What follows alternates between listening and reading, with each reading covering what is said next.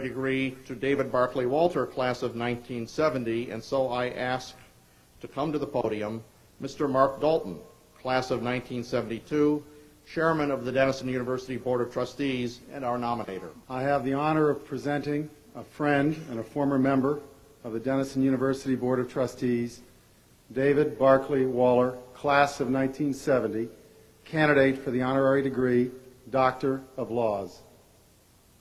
By virtue of the authority vested in them and upon the recommendation of the faculty thereof, confer upon David Barclay Walter, Denison, class of 1970, attorney and devoted public servant, whose efforts on our behalf are respected by presidents and appreciated by all citizens of these United States, talented leader and policymaker whose skillfulness will propel us to a whole and equitably negotiated future, consummate advisor and diplomat whose contributions in international energy relations have earned him the Secretary's Award, the highest accolade given by the United States Department of Energy, seer of things to come, dream shaper of worlds we will all inherit, and protector of our global security, the degree of Doctor of Laws, honoris causa, given in Granville in the state of Ohio, this 15th day of May, 2005. Congratulations, Dr. Waller.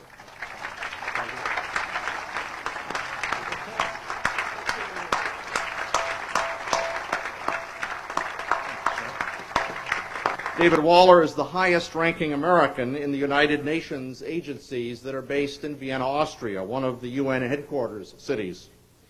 Since 1993, David Waller has served as the Deputy Director General of the International Atomic Energy Agency, an independent intergovernmental organization charged with matters critical to world peace and security. With 138 member countries, the IAEA is the leading international organization charged with verifying nations' nuclear non-proliferation commitments, advancing the safety of nuclear power reactors, and promoting peaceful uses of nuclear techniques. The IAEA is a Nobel Prize-winning nominee and was the recipient in 2003 of the annual Albert Schweitzer International University Science and Peace Prize, which Mr. Waller received on behalf of his organization. David Waller graduated cum laude in economics from Denison in 1970.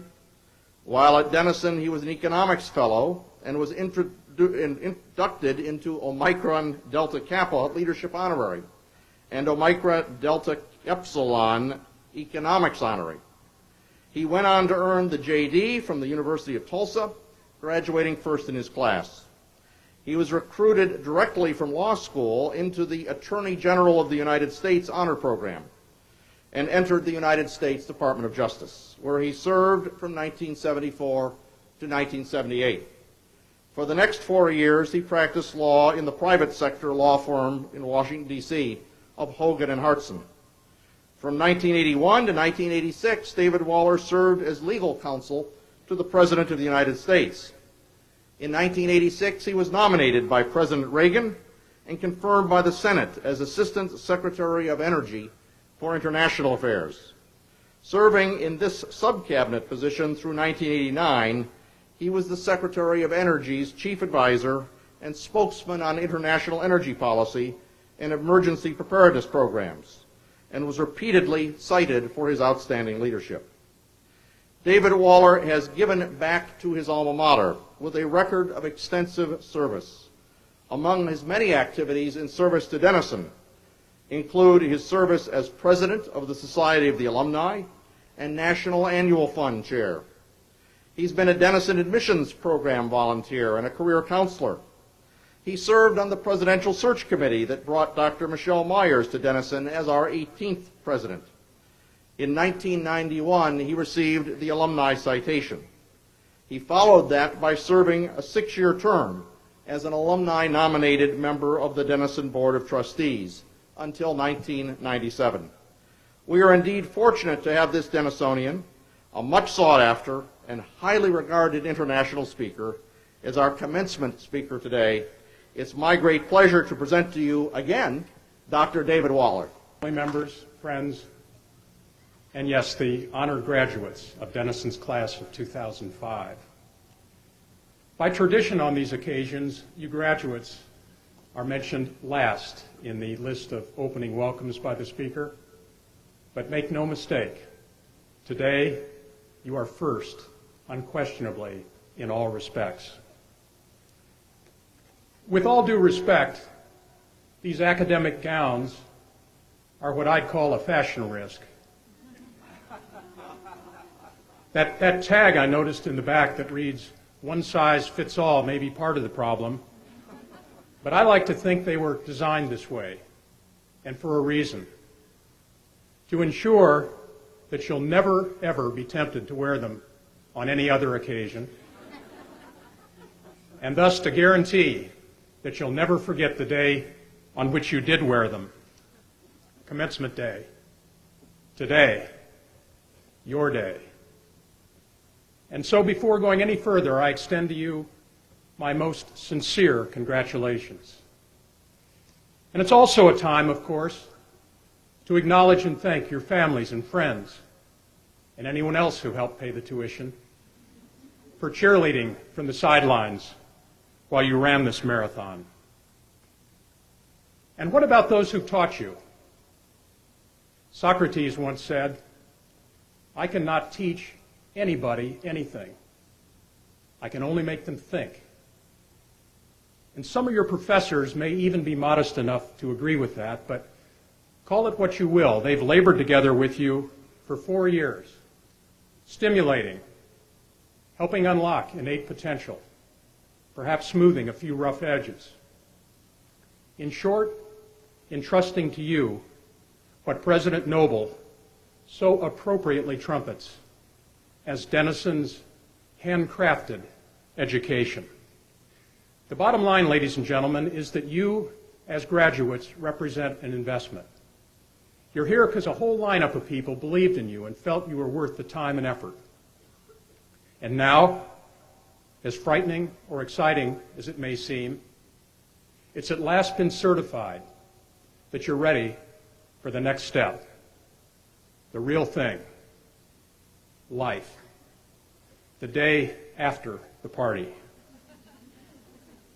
I think it was Gary Trudeau who made the remark that commencement addresses were invented because graduates should never be released into the real world until they've been properly sedated.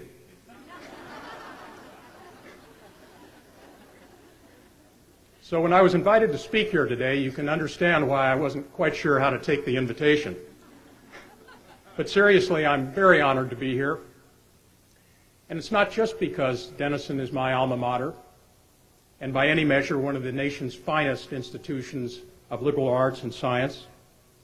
It's because this is your moment, one of the most important transitions in your life, and you're letting me be part of it. I've noticed that some commencement speakers use their captive audience to address broad policy issues, while others channel advice directly to those who will soon be throwing their mortarboards into the air. I'm going to do a little bit of both, but it's the latter that interests me more. So let me begin with a brief comparison of my Denison experience with yours. My late father, together with my mother, who is here today, delivered me to this extraordinary campus in the fall of 1966 as a naive freshman. And I should note that that positioned me just a year later as a mature, sophisticated sophomore when one Dale Noble arrived as a first-year student, and for that matter, as a junior yet another year later, and a complete Renaissance man when Mark Dalton first stepped onto campus. The late 60s were, of course, a bizarre time. There are photographs of many of your parents and of me from that era that we just as soon see disappear. It was a time when our nation skirted with dysfunctionality and chaos. The overriding issue may have been the Vietnam War, but racial inequality was an equally compelling topic. Night after night, the network news led with footage from Southeast Asia of the firefights in the rice paddies and bombing in body bags, and followed with coverage of riots and other disorder in America's cities. and on its campuses. And the once nearly cloistered Denison was anything but immune. Students faced a choice. Some became totally immersed, if not obsessed, with the student movement. Some were blissfully oblivious.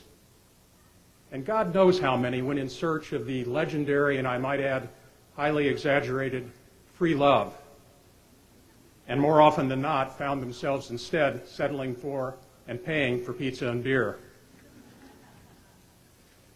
Different generations get tagged with different brass rings. That is, they have different measures of success. Those who came of age in the 80s, for example, were tagged as Generation X and are often seen as having made wealth as their measure of success. But Dale and Mark and I and Scott and other university students in the 60s were tagged as idealists, seeking, perhaps unrealistically in some cases, to somehow transform our troubled world. But of course, the interesting question today is, who are you? What will be your brass ring, your measure of success?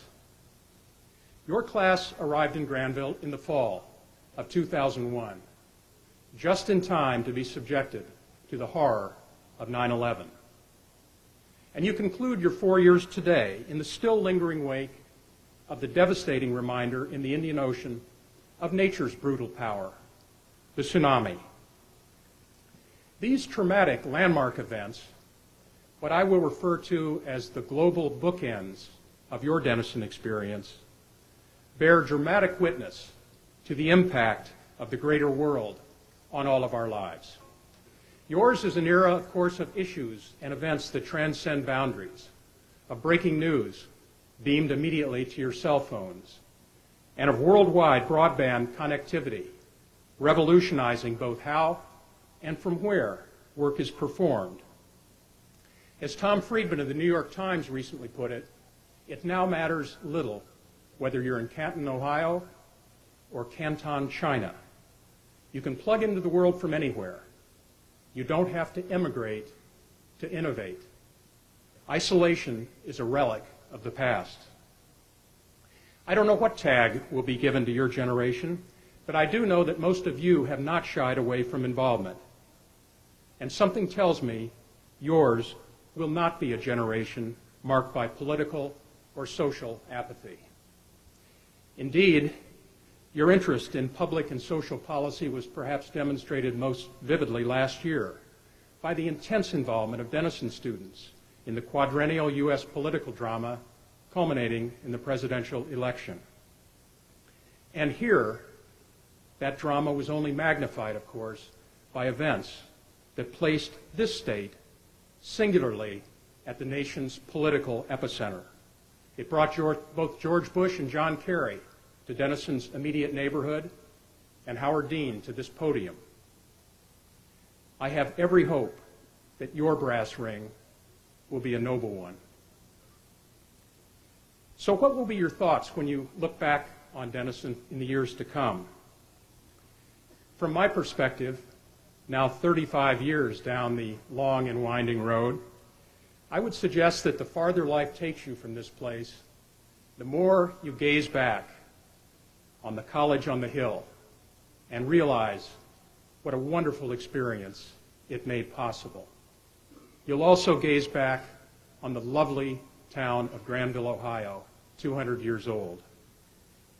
There's something about this institution that finds me, now even a continent away, giving priority to any email or phone call message that comes to me indicating it's from someone connected with Denison. And it's that feeling, common among its proud graduates, that accounts for what I call the Denison Network. When you leave this campus today and you go out into the wider concentric circles of life surrounding Granville and Ohio and beyond, don't fail to take advantage of that network. It can be a tremendous source of both friendship and support. Let me give you an example. You're all aware, of course, that distinguished Senator Richard Lugar is one of ours.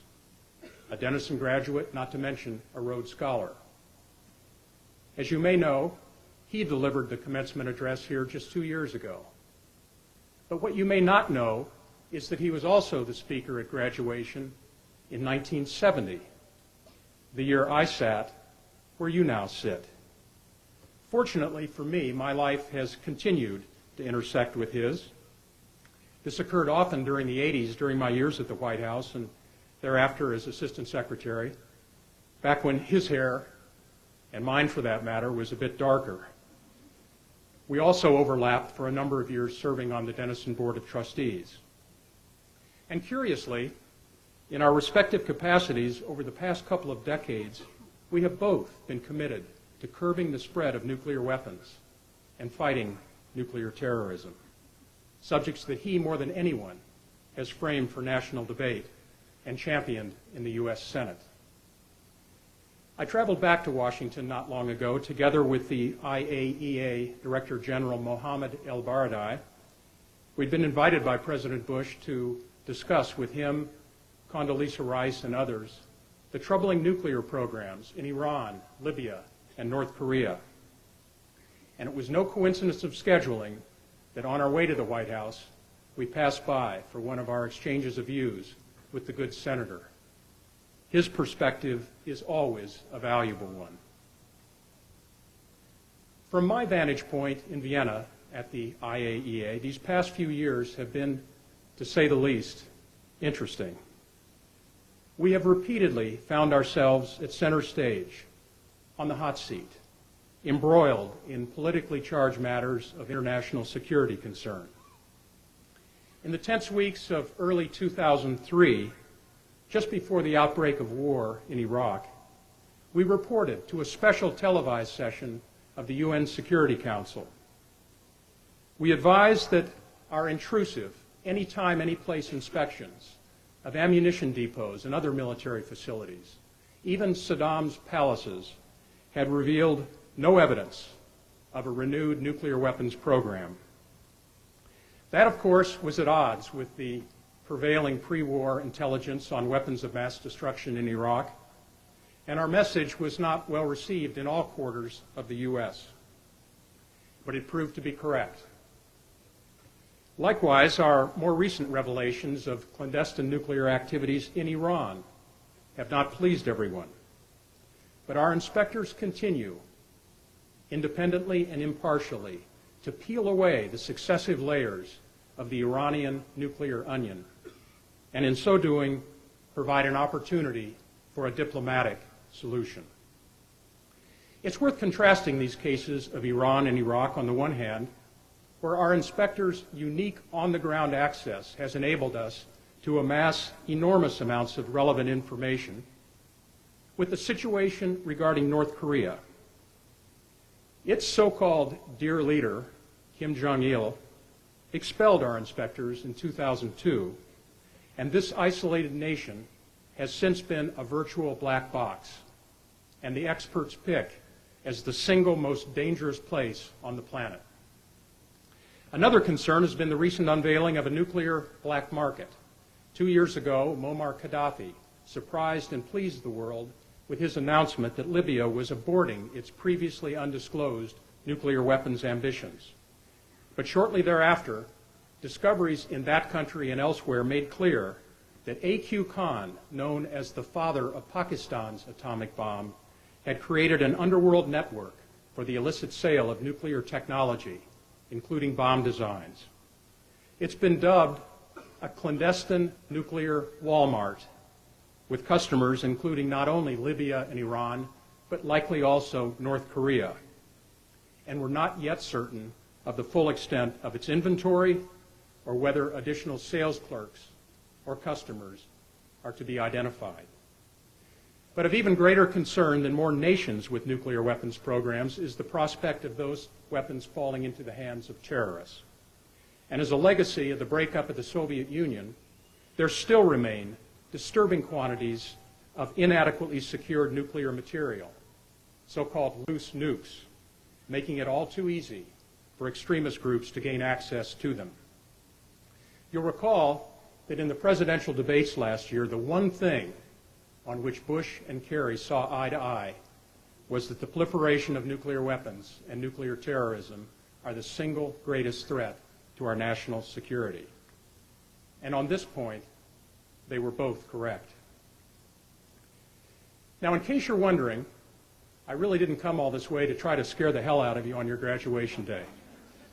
I considered seriously focusing my remarks today instead on the equally compelling humanitarian work of the IAEA, using state-of-the-art nuclear technology to save lives through medicine, to increase food production for the world's hungry, to help locate desperately needed drinking water, and to help fight global climate change through clean electricity generation.